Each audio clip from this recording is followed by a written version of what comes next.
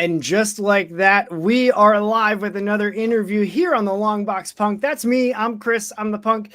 And today I am joined with not just one guest, but with two fantastic guests. I've got Rashawn, we'll start official, and I've got Ashley, that's Raw and Ashes, and they are here to talk about their Lawful Evil comics imprint, the current Kickstarter for Dark Spider #1 with a Vengeance. And who knows what else we're going to get into, because that's the beauty of a live interview. Thank you both for taking time out of the evening and hanging out with me here and talking a little bit about comics. Appreciate it. To set things off, I would love to know the origin story of the two of you, how you got into comics, and how you ended up creating the Lawful Evil comics universe. You want to kick it off? I feel like you have a good story. Okay, yeah.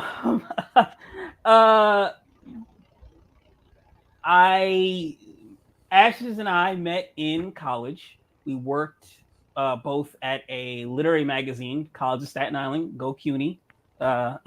Something, we got our education there. It was called Serpentine, the alma mater, the name of the magazine. And we liked a lot of the same stuff, a lot of fiction. Ashes was one of the best writers that I met there, if not the best. Not just saying that because we worked together, but she's very talented. And I had moved out of New York to Florida. It's a terrible idea. I moved back, and when I came back with some things, but I wanted to do more than I had been. And before that, I was interning. Before I went to Florida and came back to New York, I was interning at Marvel. And I looked at their mural. I was in the X-Men office under Axel Alonso when he was the head editor there. And I looked at their mural, and I didn't see characters that looked a lot like me. Like, I didn't see a lot of them. So I was like, oh, man, I want to do comics. Like, I want to do something, And when I came back to New York, as I began, again, I was working in a comic shop reading comics. I didn't see comics that I was like, this isn't really like something I want to read right now. Like, this isn't really the flavor of comic as I get older that I like to see. Yeah. And I reached out to Ashley and I was like, hey, we should do a comic together. Because we were just discussing comics and different things like that. And I was like, it should be an adult comic. And she's like, a comic with sex in it? And I'm like, yeah, like, it's a part of life. Like, we people have had more sex in human history than they have fought. And, how many comics people are fist fighting each other, right? Yeah. It's like, if we walked outside, everybody is, it wouldn't be that many of us here, right? So, it started, to be honest, as more of like a tongue-in-cheek, heavy tongue-in-cheek kind of parody. This is before The Boys got big or before Invincible got really big and all this other stuff. And we just wanted to fill it with our humor and characters we like to see. And as the characters grew and became three-dimensional, we started to expand that in the universe. And we continued writing, we revised things. And in 2019, we published issue 1. And then after that, we published issue 2, and issue 3 came very shortly after. And we wanted to expand the Lawful Evil universe because a lot of the time I say in Lawful Evil, the main comic series, we give you time to think, but not time to breathe, because the event happens, the event that takes place happens, and it's just like a runaway train.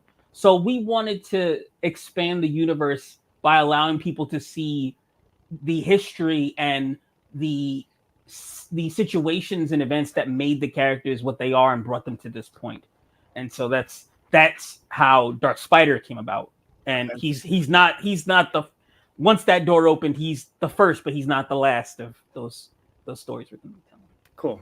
So like the Lawful Evil title then is the main like ongoing, and then you're gonna have like the trunk of the tree, and then you'll have offshoot branches of other characters. Right. It's like the way I actually like to describe it is X-Men. Lawful Evil is like X-Men, and then Dark Spider is like Wolverine's solo, like Barry Windsor Smith stuff or whatever the case is, or like Storm's solo book or what have you.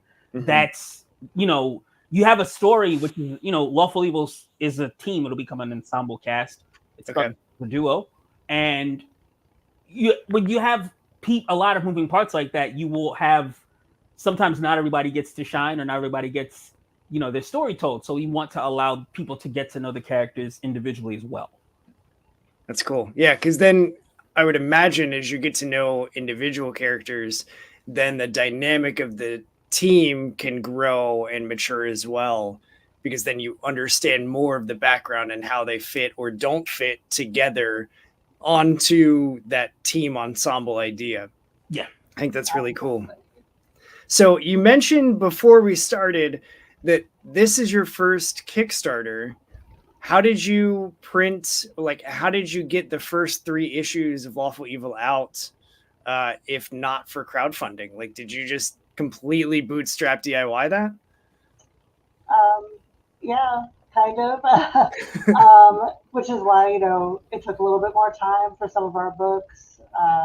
We also recently started going to conventions, I would say. This is probably our 2nd year of conventions. So although we've had our books in stores in New York City and stuff, we're really starting to print on a greater scale. And it's oh wow, crowdfunding would be great, I think, actually. Just help that capital and everything. So yeah, it's our first one. It's really exciting, but we're it's been an experience. Yeah, I bet. And I happy to say, let me get this going, because your Kickstarter, cheating and looking at it right now, you have 9 days to go. You hit 50 backers, and you're already past your initial goal. So I know you've got stretch goals coming up. So, I mean, congrats on getting 50 people for your first Kickstarter, and just all through the hustle and grind of getting your stories out there. I saw on your Instagram a lot of the pictures that you've done at different conventions, and I could do a whole just magnum opus about why conventions are the best thing ever. And so I'd love to know from your perspective as the duo that's selling the books, what's your experience been like working so many of those conventions? Oh, wow. It's been tiring. They're definitely long days, not eating a lot. I definitely would say I'm the shyer one of the two. So learning to pitch myself and sell ourselves, to an extent, has definitely been something to learn. And but most importantly, it's been so great just to meet people who really respond to the book covers, or just come over and oh, Dark Spider looks sick. Tell me what's his suit about? What's he about? Or we have another character, second day, but it's oh, she's hot. Want to learn more about this hot chick? Yeah. So that's been really cool, just meeting people that respond or are fans. We've had people come up to us and be oh, we follow you. This is so cool to meet you. Yeah. And it's oh my gosh, is it cool to meet us? That's awesome. But, yeah, wow. Thank you. I don't know. I'm not Tim Lee, but that's really cool. I get excited about Gail Simone and stuff, and then to see people have that kind of energy for us is wild. And we're so grateful and happy that people have really been responding to us. Yeah. Like Ross said, this was kind of a sexy, funny comic, and yeah, we still got the sex, we still got some jokes, but it's really grown from there. So sum up, conventions have been really great, and we've got another one coming in a couple weeks, so we're getting things bought and getting all of our things taken care of, and wash the tablecloth, all that good stuff. Yeah. So in hidden pockets for granola bars and stuff, so that mid-convention you can. And I'd also like to say, in relation to conventions, when you sell a comic that's for adults, a lot of people tell you you get a lot. Oh man, you should go for the all ages. It's almost like a fear that people, I don't want to say try to instill into you, but they try to warn you oh, it may not go so well because people, some places might not let you. And we've found a lot of people who are just oh, this is just what I wanted. Yeah. One thing that made me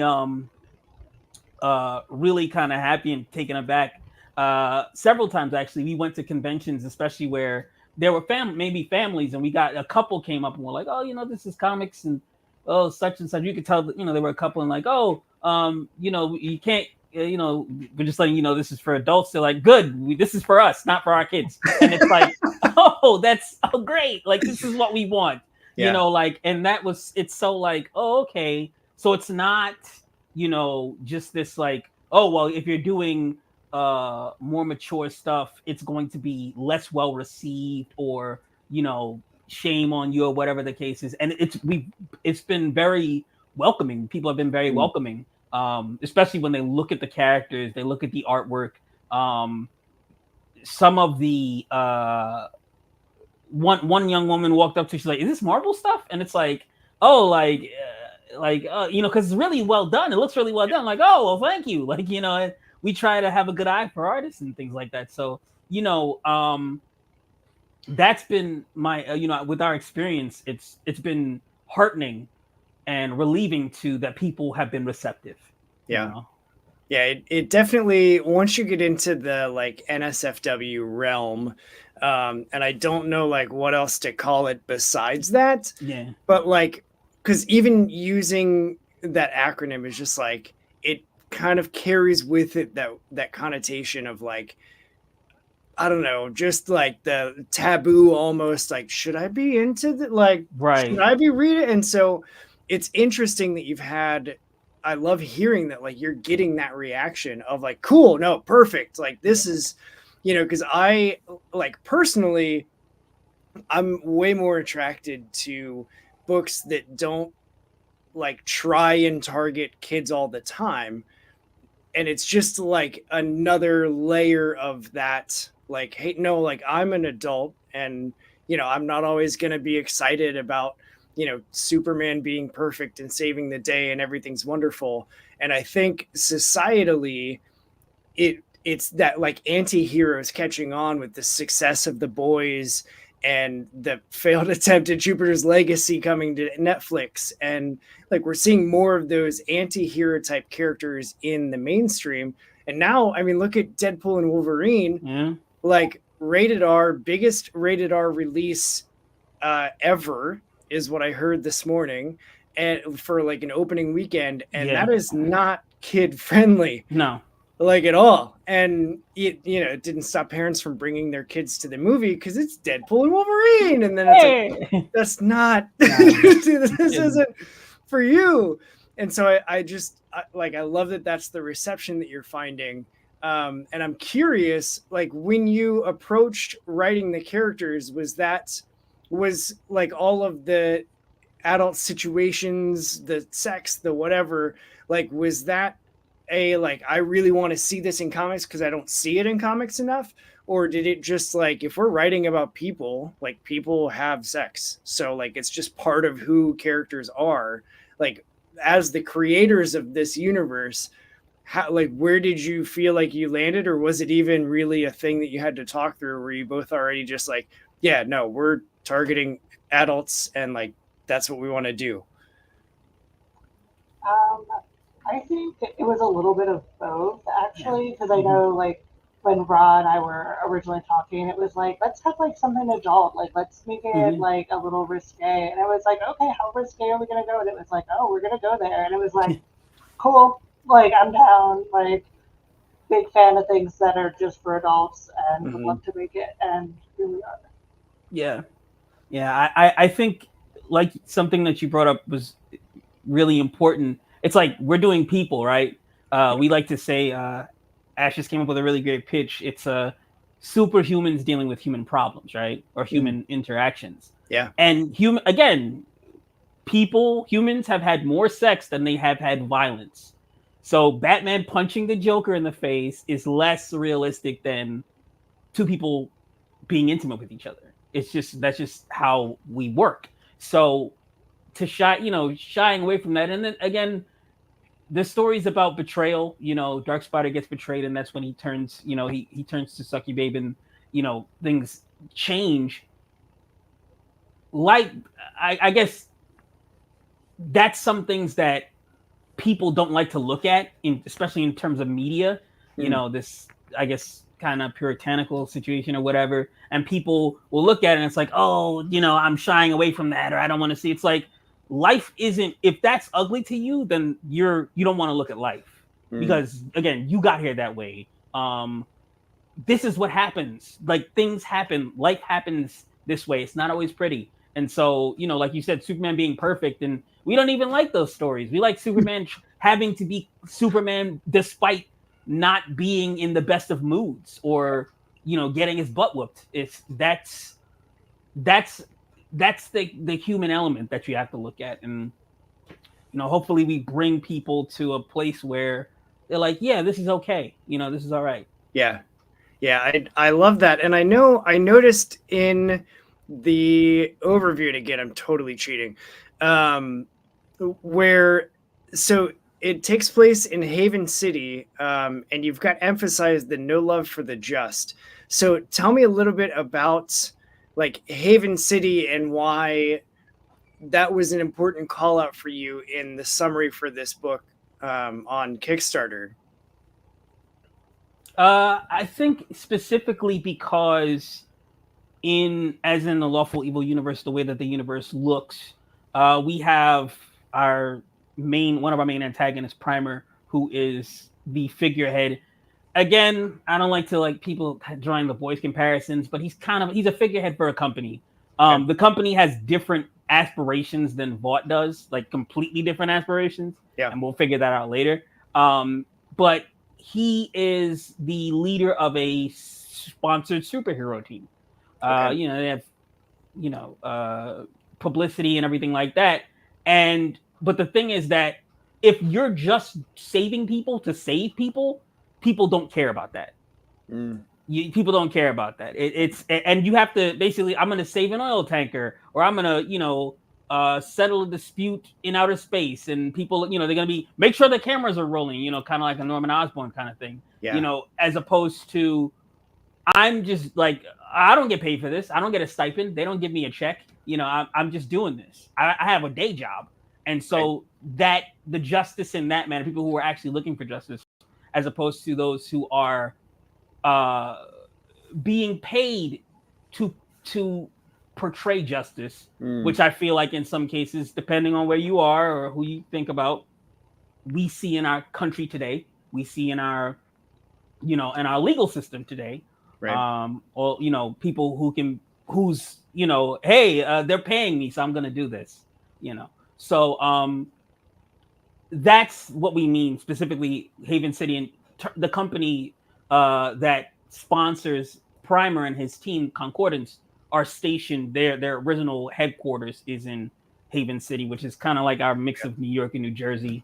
I guess our metropolis. Yeah. Cool. Yeah, because the other thing that stood out to me in like reading the overview was that law and justice and the idea that the two of those are separate things. And so I kind of wanted to ask about like how, like, is that more from like the societal commentary of like, yeah, we have laws that say you can't do bad things, but like justice always isn't served if you've got the money for the right person. Like if it's a line in a Good Charlotte song where like you don't have to pay time if you can pay for Cochran, like it's got to be pretty prevalent. So I would love to hear you just kind of talk about the like how law and justice are different and like how that inspired or like influenced the writing with this universe. It's a great question. Yeah. I think I'll take a stab at it first, and then Ross, you want to jump in? Yeah, I'll jump in. Interrupt me. It comes down to a lot like what Ross said. You know, we see Dark Spider like helping people out on the street, doing the right thing, and no one cares. You know, like it just isn't a thing, and there isn't money in helping. You know, the woman getting beat up by her husband down the street. There's no money. There's no fanfare. Although there probably should be, you know, fanfare for someone like that going to jail.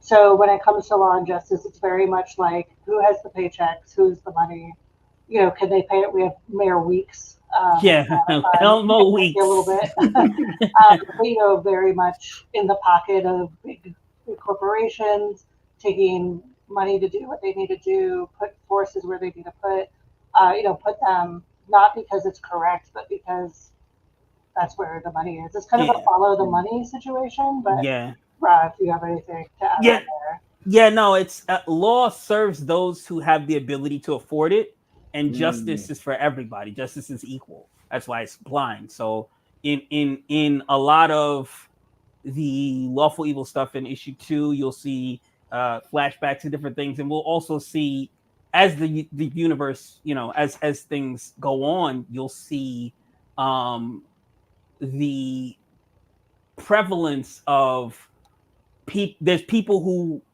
if a zombie rampages through their neighborhood and they're in the wrong neighborhood, well, hey, those people probably weren't doing anything important anyway. But if that zombie's about to show up on Park Avenue or Main Street or whatever, he's not gonna make it that far before property damage and all that stuff is calculated. Yeah. So it's one of those things where the people who need the people who are, I don't want to say the haves and have nots, but like the people who are the pillars of society, or the pillars of the people who keep things running, they will have protection before people who are just living in the society, Yeah. And so we, as Dark Spider and other characters move forward, we'll see just how true that is, and also how that shaped the world as a whole. People's whole lives in our universe have been destroyed because they wanted to do the right thing, but against the wrong people. Yeah, and that I mean, as a punk rocker and loving to stick it to the man, I feel that on a very core level. Just from life, where it always seems like that, if you've got enough money to throw at a problem, whoever's throwing the money is getting whatever they want. And right. It's so I appreciate and am intrigued to see how that plays out in the book. So tell me about Dark Spider as a character. Like where did he come from when you were first creating him? And then why is he the first choice for the spinoff from the Lawful Evil comics? Oh, well, where he came from, I guess it wasn't from Spider-Man. Oddly enough, people always think that it's Spider-Man. I was as a kid, I wasn't a huge Spider-Man fan. I grew up reading Daredevil. Born Again was the first comic I ever read. Oh man. So, and I was a kid, I was like, oh, Daredevil's so cool. Also Black Panther. When I got in junior high school, T'Challa, Christopher Priest run was a seminal run for me. It was amazing. Okay. And then also Matt Wagner's The Grendel, which is a character who is this. He was a villain, but he only seemed to kill bad guys, though. He only seemed to kill bad guys, right? So it was like, all right, that's cool. So I wanted to create a character who not only like felt like those characters in terms of their movement, the way that they were presented, they presented themselves, but also a character I could kind of relate to, a character who feels like they need to be, I don't want to say an apology, but they wish that they could help fix the world, Yeah. And Dark Spider as a character, Jamal Jones, his real name, he is, if I had my way, my druthers, I wouldn't be a vigilante, I guess. I had superpowers, I guess, whatever. But, sometimes when you look at things that you want to fix, you're like, well, if I can't do it out here, or if I can't move the mountains out here, I can move it in there. At least, and people will read it and maybe take heart and be inspired. I don't know. So that's where he came from, more so that. Why he was the first? Oh boy. Go ahead. No, I was saying one of us is faster at writing. I mean, yeah. Our dynamic is such that I will have these ideas and I'll be like, I got all these ideas, and they just come out. Like, I'll just write it down and I'll be like, oh, what do you think about this? And Ashley will, look at it and if it's good, we'll trim it. And if it's like just that, like a cool idea, then she'll be like, all right, you got to figure it. Like, we got to make this work, as opposed to just being like this, where does this end? Where does it lead or what have you? And so when I wanted to tell a story, again, because I said that because it's an ensemble book, we have more of you'll meet this person and you'll have the Sucky Babe and Dark Spider in issue 1 and 2, and then you'll have in issue 3 Scarlet Recluse joins their group, and then issue 4 it's like it's kind of like a JRPG or something. They're adding on people to their party, but it's almost though they're doing it on the run, like, oh, we got to go here, oh, we got to go here, oh, they found us, we got to go here, so it's one of those things where I was like, we really do need to slow down and let people without slowing down the story, because the story is just, if we slowed it down, the momentum, it wouldn't make any sense. So we really needed to give people time to sit with other characters. And so I wanted to tell a story specifically with Dark Spider in relation to him about cycles of violence, especially in the Black community, my community, among Black males. And that's the main story of With a Vengeance. It's comes down to this idea of our relationship started the way the main antagonist of the story, his relationship starts with Dark Spider very long ago, and they almost made each other into what they are. But it's a cycle that Dark Spider at some point is where he is now is like, I don't want to keep doing these things. Like, I've made a lot of mistakes as a kid. I've made a lot of mistakes as a teenager. There's got to be something else.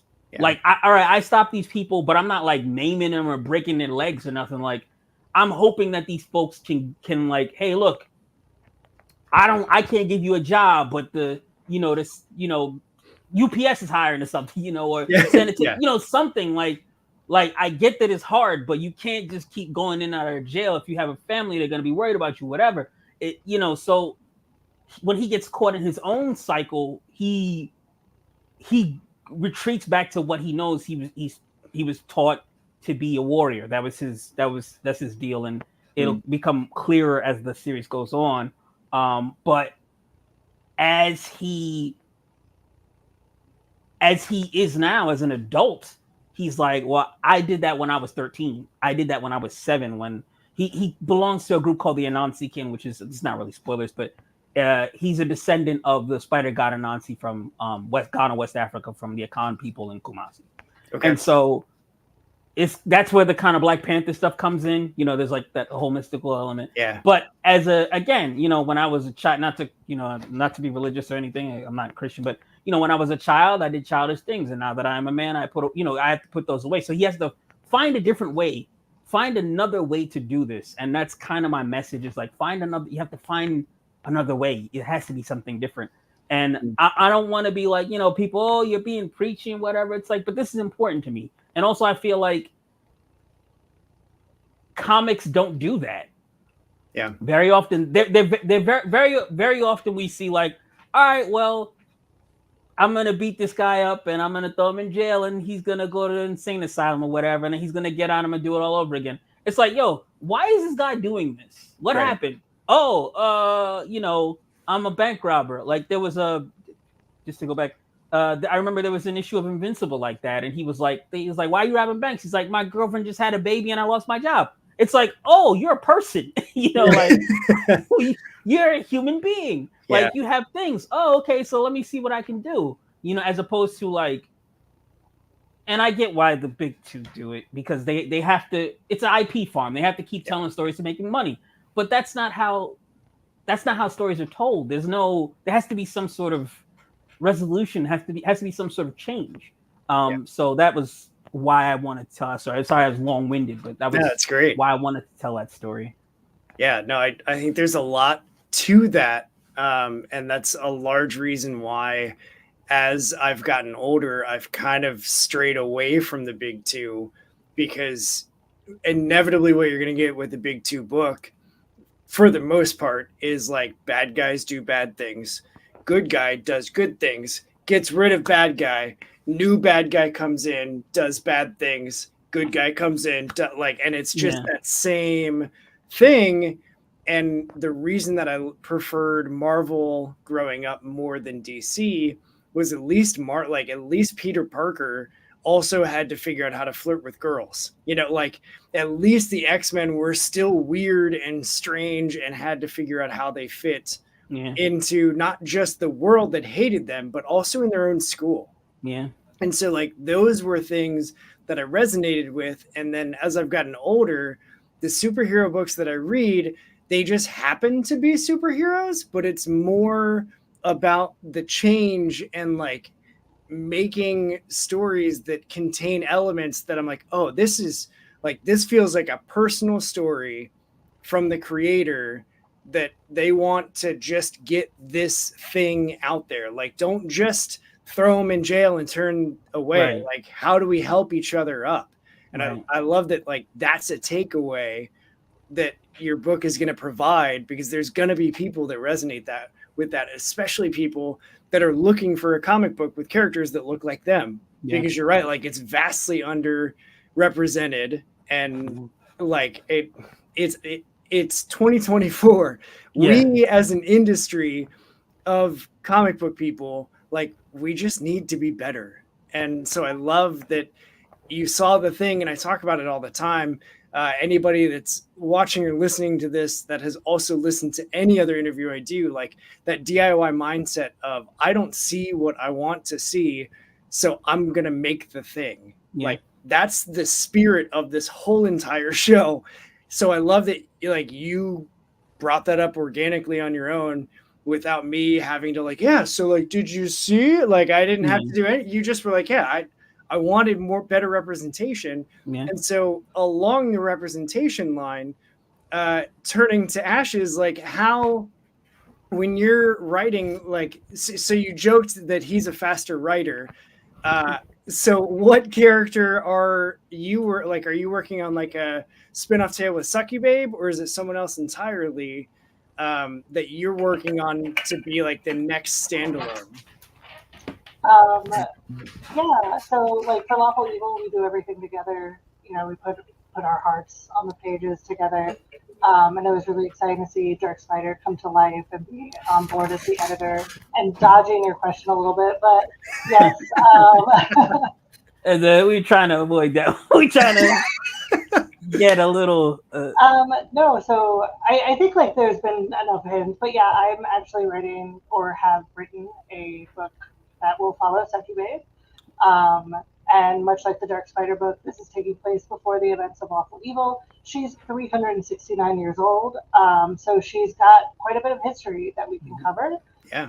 So we will be covering some of that, and you get to see a peek of some of her machinations, because she's a bit of an enigma. You know, she's just kind of banging people and shooting one-liners at Dark Spider. So want to like show people a little bit more about her, and it also is just opening up Lawful Evil universe. This is less superhero based, a little bit more horror, a little more like if you like Constantine, if you like, my gosh, like Supernatural, the TV show, but I don't know why I'm saying that, but also kind of, but like Hellboy, all those like kind of cool things.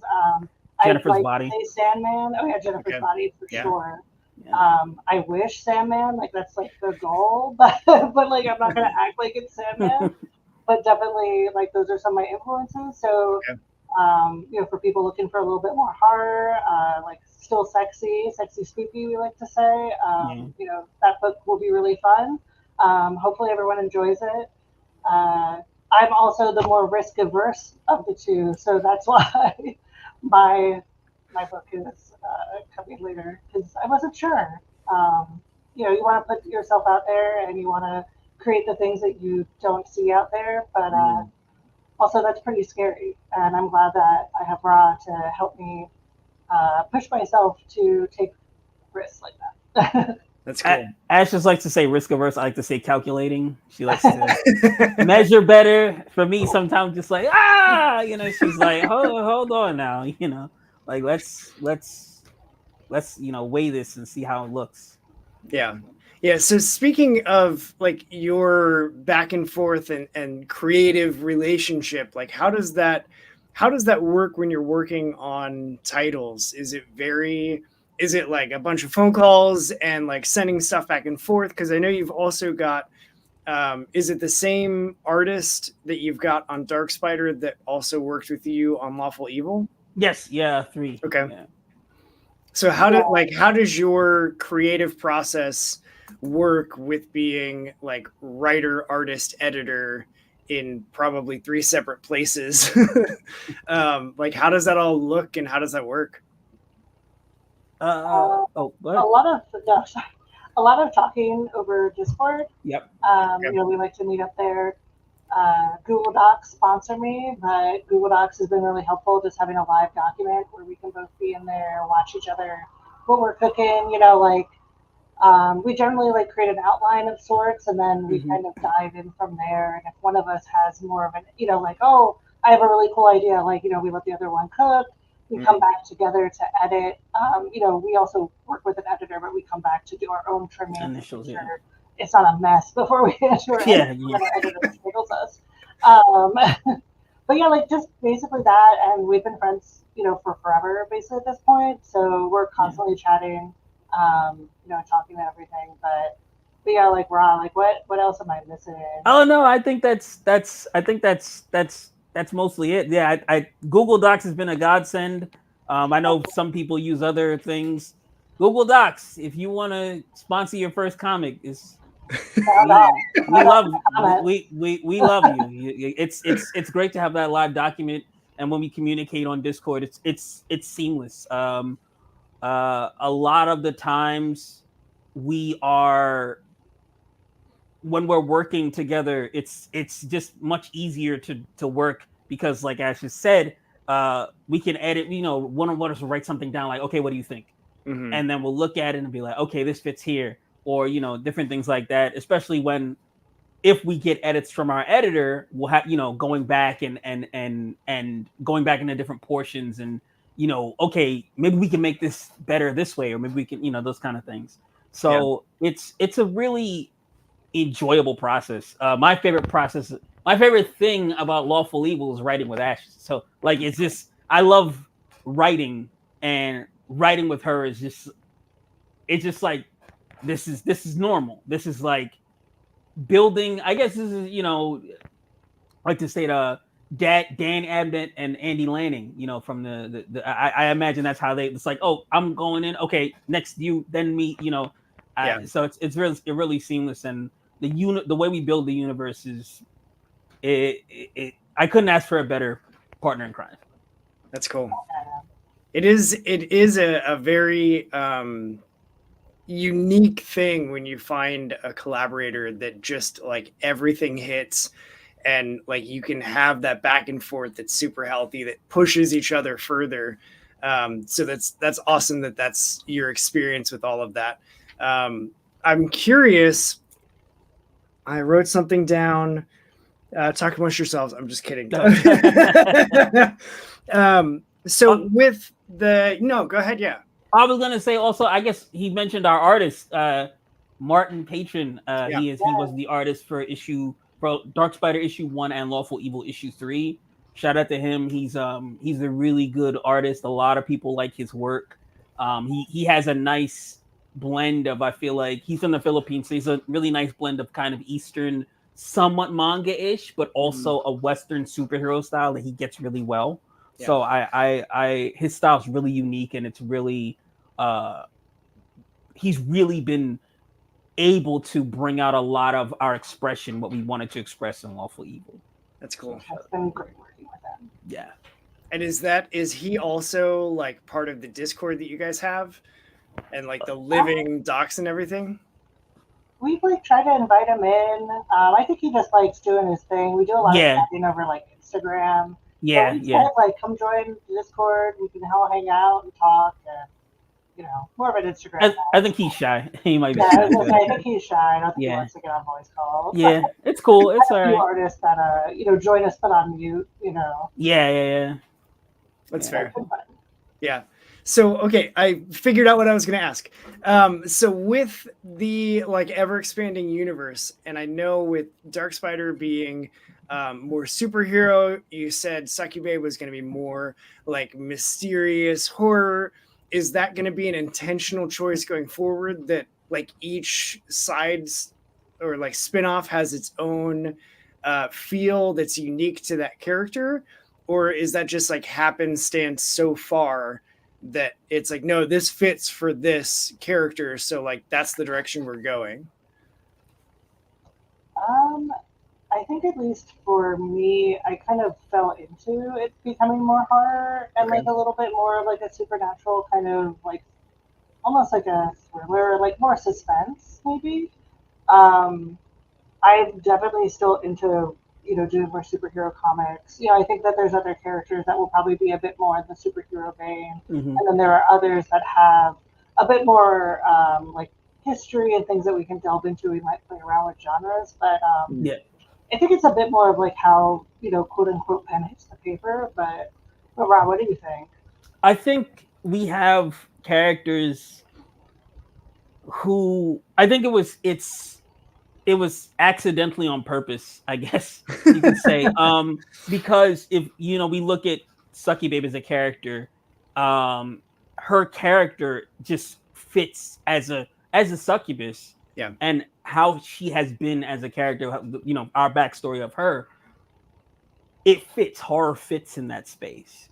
With Dark Spider, obviously, what he is this vigilante superhero fits in that space. And we have other characters who just fit in the spaces that we may choose in other genre spaces. So I think that the way we wrote these characters as a team, it's one thing, but it's the same thing. I guess I like to bring back to the X-Men analogy, because you can have X-Men with the Shi'ar, but you can also have X-Men with Inferno, right? Where they're going to limbo and they've got demons and stuff.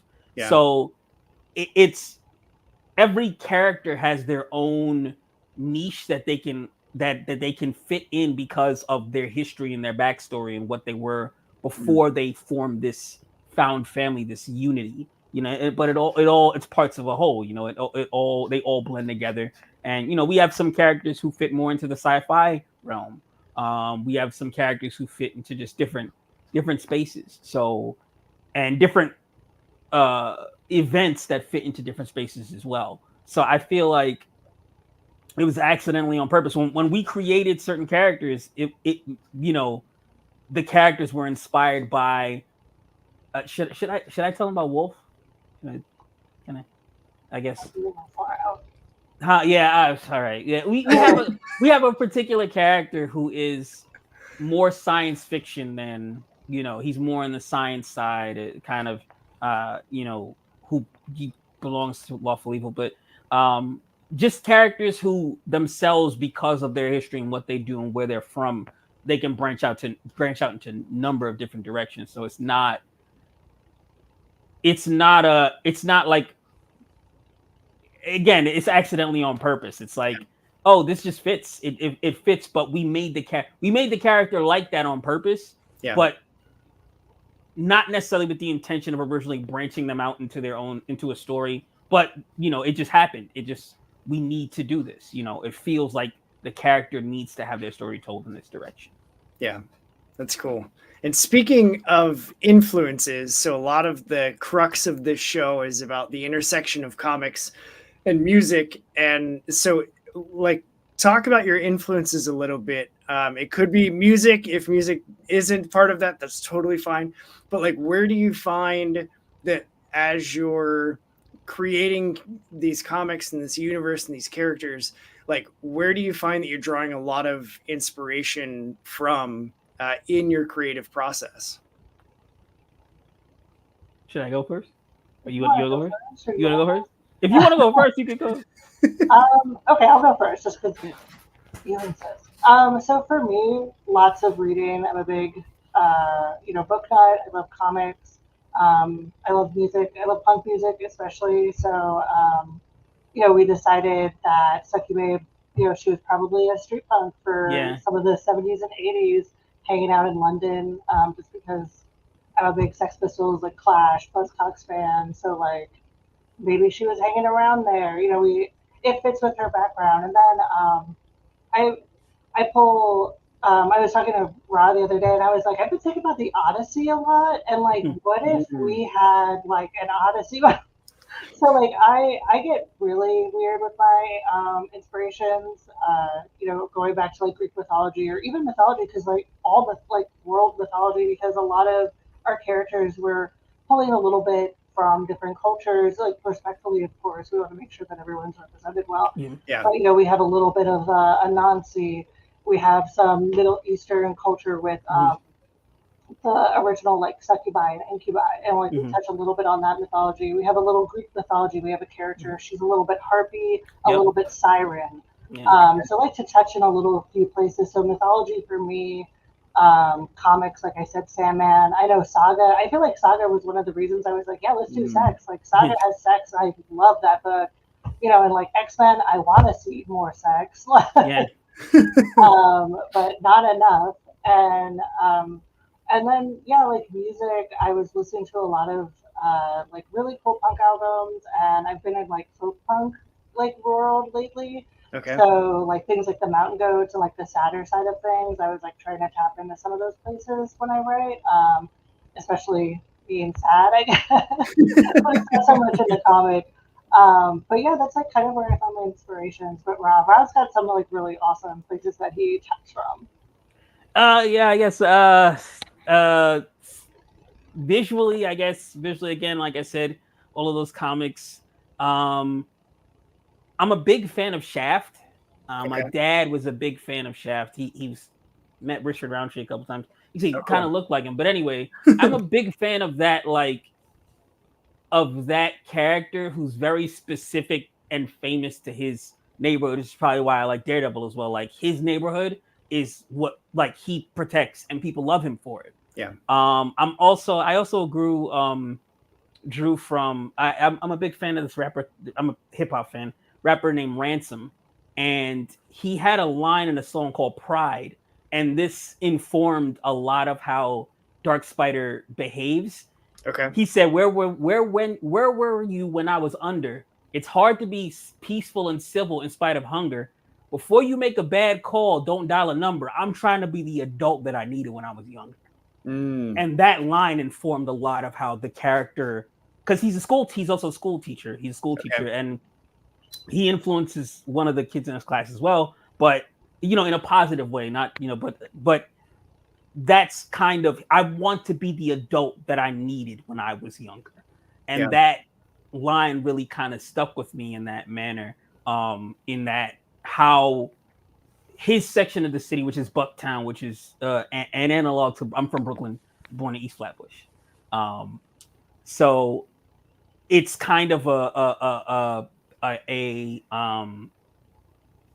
capsule or encapsulation of how I wanted that area to be viewed, and him to be, a local, like if the rest of the city doesn't love you, we love you. We can appreciate you. We know what you've done. We can see what you've done. And there's going to be some other characters, 2 police officers who are also have that, like, they're aware of him. Like, nah, let him go. Like, nah, he's like, oh, he's not registered or whatever. Does he work for, who does he work? Like, he's not registered. Like, oh, who's this guy? Like, he's just he's clown in a suit. Nah, kid, he's here. He does things for the city because he's not popular. He's just he doesn't have a commercial or nothing. So, so a lot of my influences come from those kinds of things. Just again, hoping to instill some hope to people when they read the book. That's cool. I love that. I love that line. I'm definitely going to look up that song Pride, because man, that line hits real hard. Pride, it's from an album called, Ransom did a theme album based on the movie Seven, and it was called Pride because it was Pride. So one of the 7. That's awesome. Yeah. Nice. I love that. All right. So I mentioned it before we went live, but this is the part of the show where I stop talking and I just let the two of you talk through anything that you've got on your minds, on your hearts that you just want people to know, to hear. It could be about Dark Spider. It could be about Lawful Evil. It could be about turtles, like whatever. The floor is yours to say and let anybody know that's watching this or listening to this, anything that you have to say. Okay, all right. I didn't know if you wanted to. I don't know. Comics are for everybody. Well, so two things. One, comics is the greatest medium in the world. I'm sorry. I love novels. I read them. Movies are great. I love TV shows, but comics are the greatest medium in the world, from manga to European comics to anywhere. It's an amazing medium because it has the ability to tell a story visually like movies, but in some cases less restrictions. That's one. Two, comics are for everybody. If you don't feel that the person who you are is seen in the stories that you read, don't be afraid to try comics for yourself, making comics for yourself. It's not as hard as it seems. I mean, sometimes it is. I shouldn't say it. But try to put together a script, write down an idea. You know, there are artists on Fiverr and Pencil Jack and a bunch of other places, but don't be afraid to tell your story because somebody else may need to hear that story, but they don't have the words to say it, but you do. A teacher of Ashes and Mine, shout out to Professor Schulman. She said, writers do a favor for society. They tell the story, or they say the thing that people aren't sometimes able to say because they don't have the words to do it. And if you feel that you want to say something and you're not seeing it said and you have the words to do it, please say it, because somebody else is going to need to hear it. Don't worry about it, not selling 1 million copies or whatever. That's not what human stories are about, and humans love stories. So yeah, believe in that and carry that with you. I love that. I love that. My less poignant points, but first, stop posting spoilers the second you get out of a movie theater, people. Oh, yes. Not everybody has time to see Deadpool and Wolverine at midnight, okay? Right. And I'm sorry for that. Because some of us have jobs. Yeah. But it can stay in your head for about a week, and then you can post about it. Secondly, I just want to reinforce comics is for everybody. Like, comics are for everybody. It's been a really great experience working with Rashawn, and I haven't always felt welcome when I go in a comic book shop, or I go to a record store, or just existing. And it's been great to collaborate with someone and meet really cool people in the space that aren't shitheads, basically, that are like just letting people do their thing. And lastly, like, stop letting capitalism fool you into buying shit that from people that don't care about you and people that will never care about you. And support the people that are doing things like that are for the people. Because I don't think a bunch of executives are really doing that ever. Yeah. So capitalism is the enemy. Remember that. and remember also, in relation to capitalism, you can, if you don't like something, you can always vote with your wallet by not paying for it. You just don't have to pay for it. You just like, okay, I'm not going to do this. You don't have to write it. What you don't pay for it, or make your own thing. Like we said, please, we want to see more. There is more of us than there are of these C-suite people. There is. That's it. There's more of us, and we're stronger. We're stronger together, united. So like, let's tell your story. Do your thing, and don't let them tell you have to buy Soylent Green or whatever. Eat soil because there's nothing else there. It's like, either what are you gonna do? You do it yourself? Like, yeah, you can. You are. And you can make Soylent Green at home. Yes. There goes our Soylent Green sponsorship. Yes.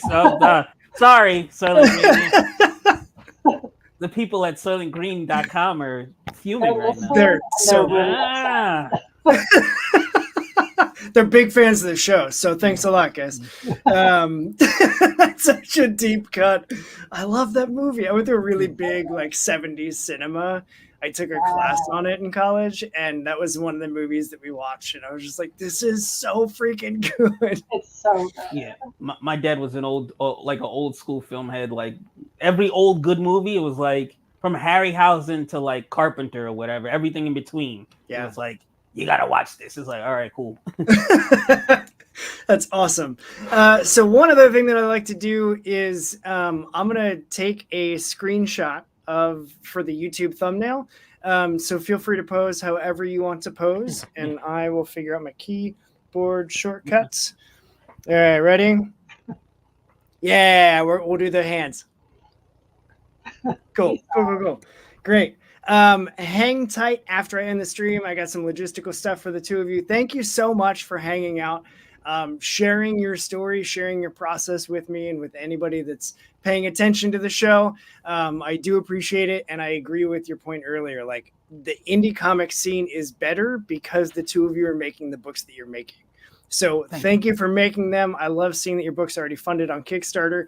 If you haven't already backed the book, the link is in the video description. To be the classic YouTuber, like, go to the description and click the link in the bio. But like, do the thing and check it out. They have a bunch of covers.